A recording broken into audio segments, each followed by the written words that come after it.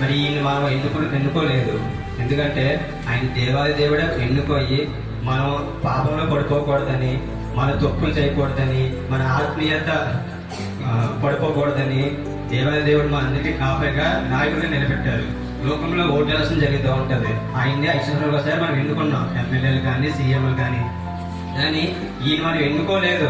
ఆయన దేవుడే ఎన్నుకొని మనం పాపంలో పడిపోకూడదని దేవుడికి నిలబెట్టి ప్రతిరోజు ప్రతి వారం మరి ఆత్మీయ ఆహారంతో మనల్ని బలపరుస్తున్నారు. మరి ఆ సేవ ఆయన దుఃఖంతో చేయకూడదు, సంతోషంగా చేయాలి. మనం చాలా మంది సాక్ష్యాలు చెప్తూ ఉంటాం. మనం నా కుమారుడు మారలేదు, నా భర్త మారలేదు, నా భార్య మారలేదని చెప్పి తెలుగులో కూర్చుంటాం తప్ప వాళ్ళ గురించి మనం ఇద్దరు మోకరించి ప్రార్థన చేస్తామో లేదో తెలియదు.